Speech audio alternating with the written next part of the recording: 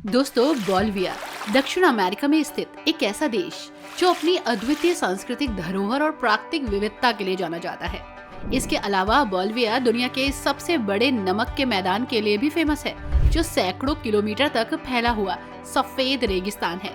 यहाँ की आबादी का एक बड़ा हिस्सा आदिवासी समुदाय से जुड़ा है। दरअसल दोस्तों, बोल्विया दक्षिण अमेरिका का एक देश है जो कि लैंडलॉक कंट्री आज है, लेकिन ऐसा पहले कभी नहीं था। बोल्विया दक्षिण अमेरिका के प्रशांत तट के एक बड़े हिस्से तक फैला हुआ था, लेकिन प्रशांत युद्ध में हार के बाद ये क्षेत्र चिली के हाथों में चला गया और अब ये बन गया लैंडलॉक कंट्री।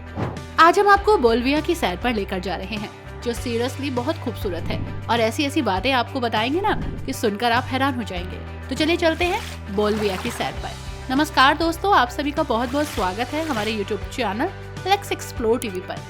बोल्विया का कुल क्षेत्रफल दोस्तों 1,98,580 वर्ग किलोमीटर है और इसकी सीमाएं अर्जेंटीना, ब्राजील, चिली, पैराग्वे और पेरू से लगती हैं।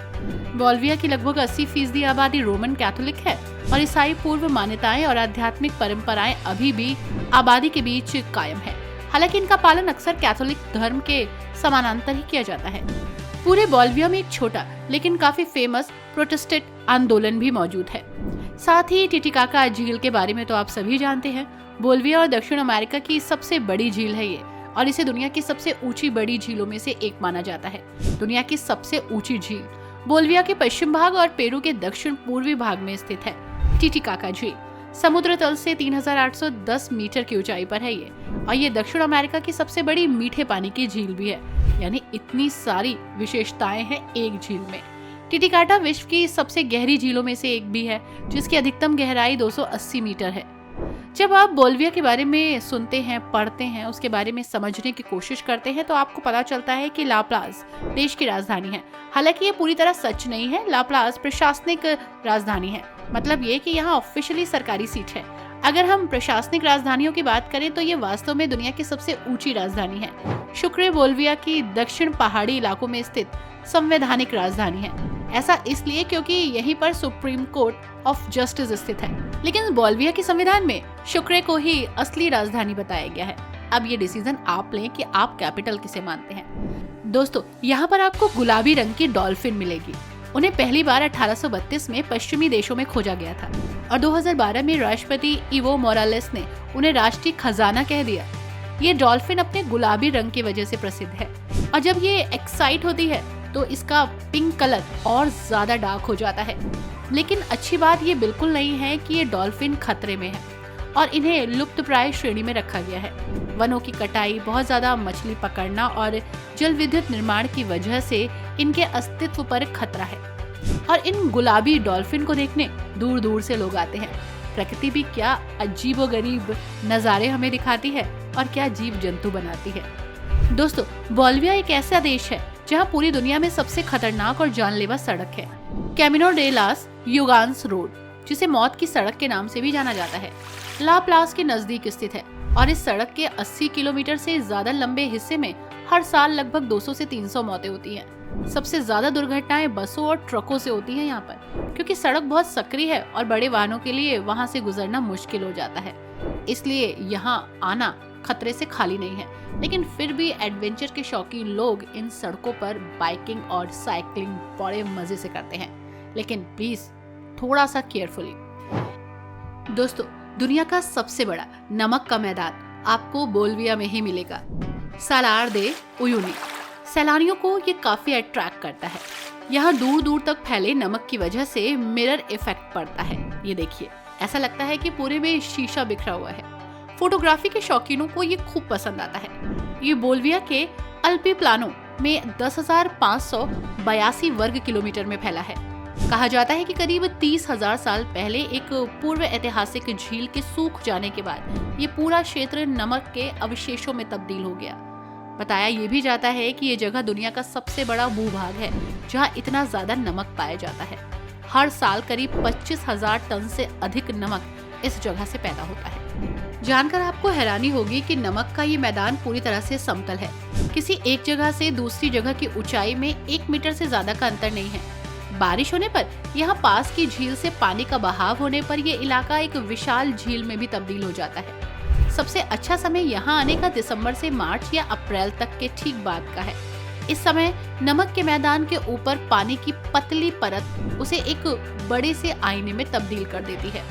और सीरियसली यहाँ पर नमक के होटल भी हैं और जानकर हैरानी होगी आपको कि नमक से बने हुए फर्नीचर भी आपको यहाँ मिलेंगे। दोस्तों, यहाँ पर एक और करिश्मा है प्रकृति का। सोनजी मनाना से केवल 45 किलोमीटर दूर वन्यजीव अभ्यारण्य के अंदर ही लगभग 4300 मीटर की ऊंचाई पर लेगुना कोलोराडो है, जो कि लाल झील है। नमक की ये झील 1 मीटर से भी कम गहरी है और ये अपने लाल रंग के पानी के लिए जानी जाती है। खनिजों से संबद्ध है ये झील और भूमिगत गर्म झरनों के कारण जो झील का तापमान बढ़ता है तो इसका रंग और निखरता है। दरअसल यहाँ पर एक केमिकल रिएक्शन होता है और कुछ जीव हैं जो उत्पन्न होते हैं, जिसकी वजह से पानी का रंग लाल हो जाता है। लेगुना कोलोराडो फ्लेमिंगो के लिए घोंसले बनाने की सही जगह यही है। इसके पानी में एक अवशेष की संख्या बढ़ती है। चट्टानी और कीचड़ से सने किनारे से शिकारी दूर रहते हैं और फ्लेमिंगो की 6 प्रजातियों में से 3 इस झील में पाई जाती हैं। एंडीज, चिली और जेम्स।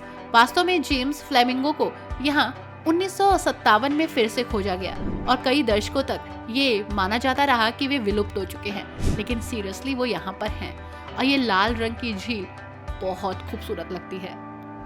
इतना ही नहीं दोस्तों, बोल्विया दुनिया के उन स्थानों में से एक है जहां आप एमेटिन का खनन कर सकते हैं।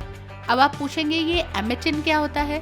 हमने तो हीरा सुना है, सोना सुना है, लेकिन एमेटिन सीरियसली बहुमूल्य है। इसे गोल्डन एमेथिन्स टिस्टिन या बोल्वियाई नाइट भी कहा जाता है। ये बहुमूल्य पत्थर होता है दोस्तों। सिट्रिन और एमेथिन्स के सहयोग से ये बनता है। एमेटिन पीले और बैंगनी रंग का होता है और आमतौर पर आकार में काफी कोणीय होता है। रत्न के प्राकृतिक संयोजन के कारण कोई भी 2 क्रिस्टल कभी एक जैसे नहीं होते। हर क्रिस्टल एक दूसरे से डिफरेंट होता है और यही इसकी खूबसूरती है। दोस्तों, इस देश की राजधानी, जिसे आप सांस्कृतिक राजधानी भी कह सकते हैं, ला प्लाज है। कला, संस्कृति और नाइट लाइफ के लिए बेहतरीन जगह है। कारिडेला रियल पहाड़ों से घिरे एक प्राकृतिक खोखले में बना ला प्लाज समुद्र तल से 3600 मीटर ऊंचाई पर है, इसलिए पहले कुछ दिनों में ज्यादा इसे ना ही घूमे। पहली जगह ये राजसी शहर सचमुच आपकी सांसें रोक सकता है। ला प्लाज एक हलचल भरा और बेहद ही स्पीडी शहर है, जहां स्वदेशी परंपराएं बड़े शहर की आधुनिकता के साथ दिखती हैं। इसे एक बेहतरीन पड़ाव आप अपनी जर्नी का कह सकते हैं। यहाँ की वास्तुकला और बोल्विया की आजादी के बाद की रंगीन आधुनिक इमारतों का एक मिक्सचर दिखता है। यहाँ पर आपको कला संग्रहालय, रेस्टोरेंट, बार्स और नाइट लाइफ का मजा उठाने का मौका मिलेगा।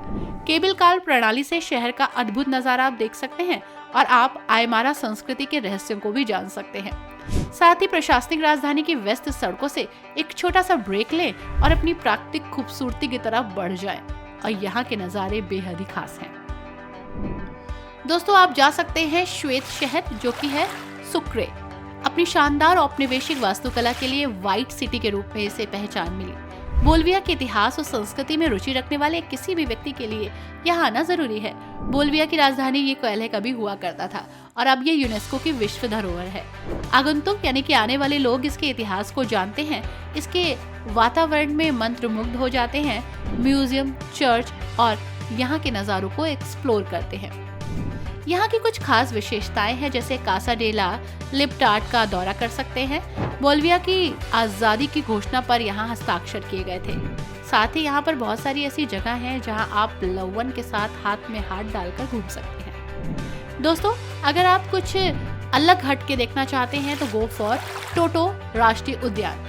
ये जगह डायनासोर का स्वर्ग कही जाती है। जीवाश्म विज्ञान और प्राकृतिक इतिहास में रुचि रखने वालों के लिए टोटो नेशनल पार्क एक दर्शनीय स्थल है।